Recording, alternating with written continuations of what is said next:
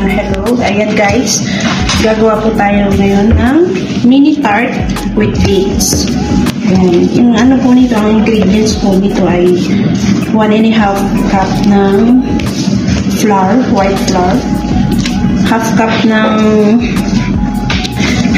of butter, 3 tablespoon na sugar powder, at saka ayun lang.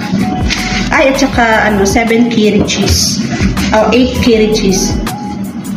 Ayan. Ito yung magiging base ng tart. Dapat ganyan yung texture. Guys, yan yung ipapalaman natin sa base ng aking mini tart. Lagyan ko po yan siya ng 2 eggs. 1/4 cup of butter.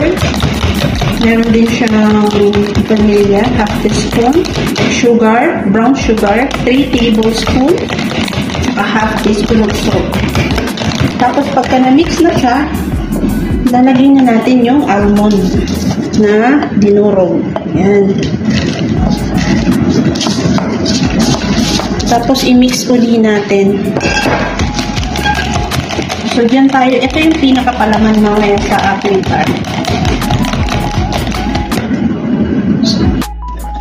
Ayan guys, lalagyan natin yung ano ba tawag dito?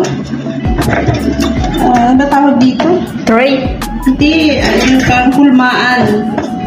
Ito yung magiging hulmaan ng ating base ng mini tart. Ayan, lagyan natin siya ng butter para masarap yung para pag kinuha siya madulas, hindi siya didikit.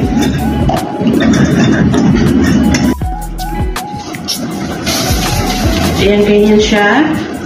Tawa si Sir Aris. Yung ginawa ko kaninang dough, ng base ng yung magiging cup niya sa tart. Ito yun. Bibilugin natin, lalagay natin dito sa tray. Okay na. Tutulin mo natin ihulma yung yung tart, yung base. Ilagyan ko po siya ng dates. Tinanggalan ko ng buto yung dates, tapos nilagyan ko dyan. Tapos guys, ayan na. Naalala nyo yung syrup na ginawa ko? Lalagay po natin yan siya sa taas. So, yan yung magiging toppings niya. Ayan. Tapos lalagyan natin yung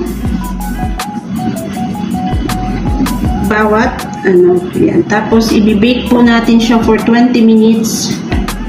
Ayan. Tapos, isi-serve na natin mamaya. Mamaya, makikita nyo rin yung finished product ng aking mini tart with dates. Ayan, makinig ka, Sir Glenn.